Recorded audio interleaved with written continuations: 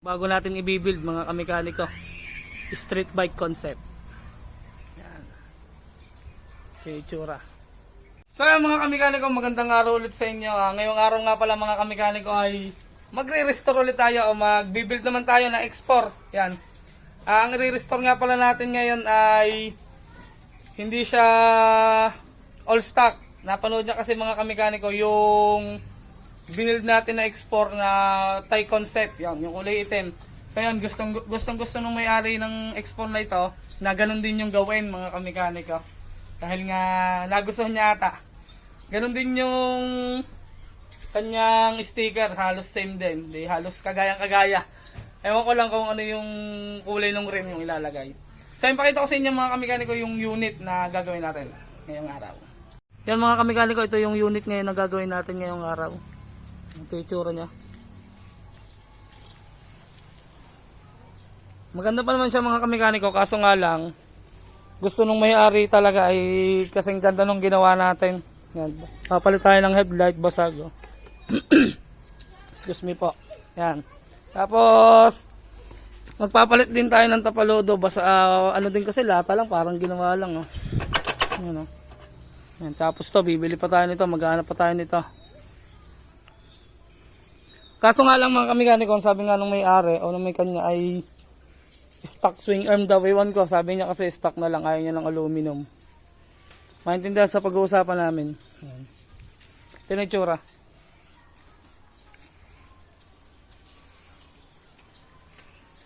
Yan, ito yung gagawin nating street bike ngayon mga kamekaniko. Alright.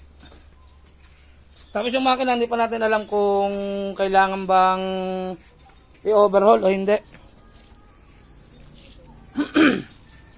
Yan. Kasi nung dinala dito, ginamit daw naman niya, kaso nga lang, hindi ko na napaandar sa pool nung dinala. Hindi ko dinadinig yung andar niyan, mga kamekaniko, kasi nung pagdating binubuhay ko, ayaw na mabuhay. Yan. Yan, bibili din tayo ng mga manobela, mga kamekaniko. Nobela shock. Ito na itsura. Bagong i-build natin. So yan, kakalag-kalagin na lang natin mga kamekaniko. Let's go. So yan mga kamekaniko, kalagin na natin. Let's go. So yan, umpisa natin dito mga kamekaniko. Wala lang kasing tornilyo. Yan na. Tanggal na. Kalag na siya. Wasak-wasak din mga kamekaniko ito. Repair din natin to. Kalag na natin. So no, kita nyo yung wiring niya mga kamekaniko. Oh. Putol-putol na rin. So kalagin natin tangke. So yan, tanggalin lang natin yung isang tornilyo din sa lalim. Tanggal ang tangke niyan. Wala natin goma. Sinelas lang nakalagay. Right. So yan, nakakalagay natin itong cover. Meron lang siyang tornilyo din eh. Alam nyo na yan, nakalagay lang natin. Kaso, ang kanyang mga cover ay repair din. Oh, wasak. Nakalambre lang. Tapos ito nakalambre din. Kabila, kalagay din natin. Isang tornilyo. Ayan, ang kabilang cover niya, basag din.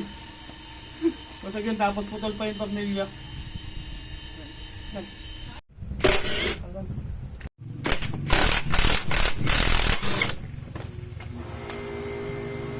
Tanggal na. So yung mga kamekaniko, yung kanyang tail light holder ay naka-welding, nag-arena natin. Naka-welding ngayon. Naka-welding.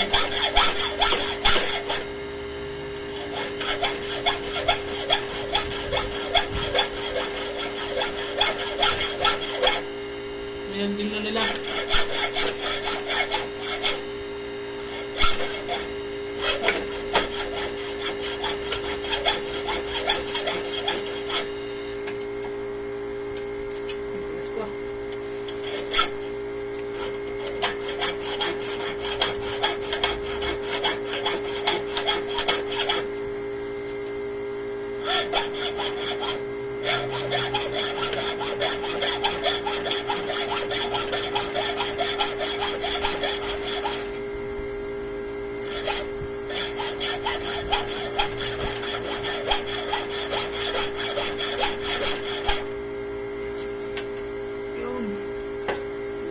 Welding. Repair din natin to. Ayan, tinatanggal na natin yung tapalodong ginawa lang nila. Ano pa? Ayan, nakaipit pa yung isa. Inipit nila ang pamilya.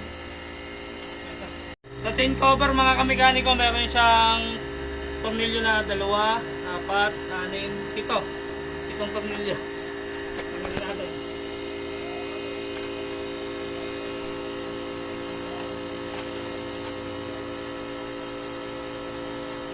Pasensya na kayo mga kamekaniko, meron lang nagsasandlas daw. Sinasandlas na yung makina eh. Right, na. Yan mga kamekaniko, lalabas na natin yung kanyang harness. Bali ito naman ipapalitan din natin ang harness mga kamekaniko. Papalitan din natin. Lahat ng unit na ginagawa natin, palit ng harness para sigurado. Yan ang harness. So yan mga kamekaniko, bago ko nga pala kalagyan ng makina, pinandar ko na rin para ma-check ko rin kung kailangan bang i-overhaul. Pero nilagyan ko lang ng gasolina, tapos isang wire lang naman to, kailangan nito sa export, tapos lagay nyo lang doon sa kanyang ignition o kanyang primary. Nalinis ko lang ang carburetor.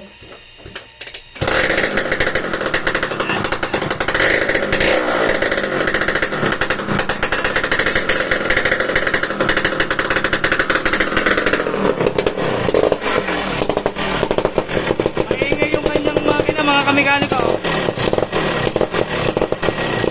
Mana oh, nakatong home.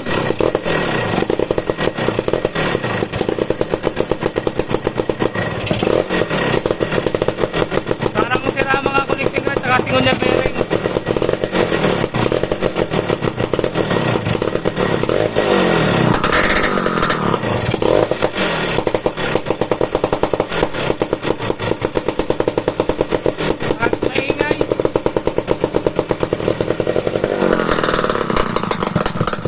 So yan, i-overhaul natin mga kamekaniko.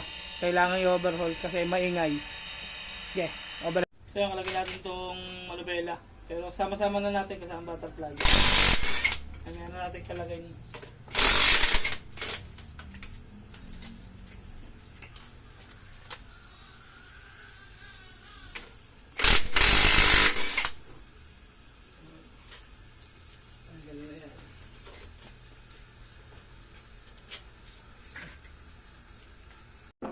So yan, nilagyan ko lang 2 flat screw para mabilis tanggalin. Yan lang technique dyan. Tanggal na. Yan. Lagyan natin ang gulong mga kamekaniko. Stuck pa siya. Stuck. Stuck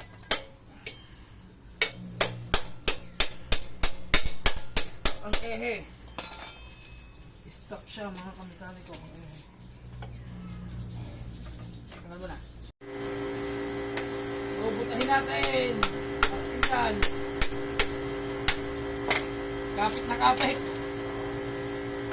Ayaw pa dun eh. Stuck na siya.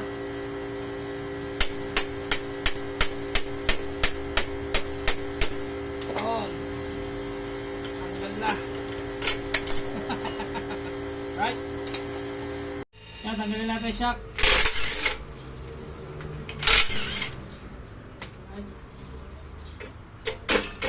Na.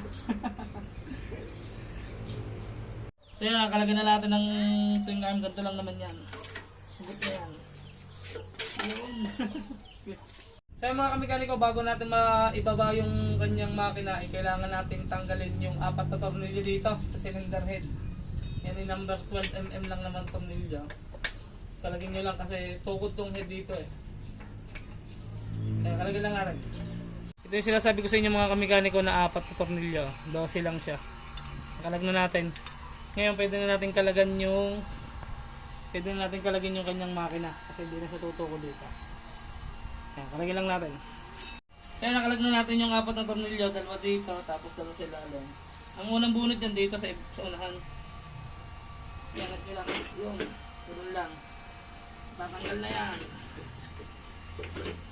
Tanggal na siya. Yeah. Sikat. Right, is na. Ayan, ito na lang kakalagyan natin sa kanya. Gulong, tsaka shaft. Ayos na. Yan. Right. So mga kamekaniko, ito na nga pala yung itsura ng ating mga nakalag-kalag. Yan, mga pipinturahan natin nasa crates. Ito yung hindi natin pipinturahan.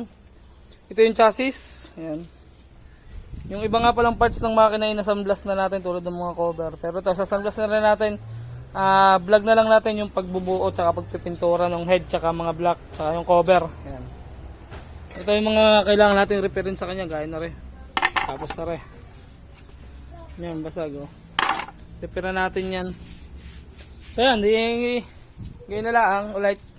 Ito yung nga pala yung mga pipinturahan pa natin tangke. Yan. Abang-abang na lang tayo sa ating sunod na video dito. Ayun nga mga kamekaniko, di hanggang din na lang at dini ko na puputuloy ng ating video dini sa ating pagre-restore ng o pag-build natin dini sa ating ginagawang Suzuki X4. Yan. Ginagawa ulit natin siyang Thai concept. Yan. Di hanggang din na lang ulit ang video natin at dito ko na puputuloy ng ating video. Peace out.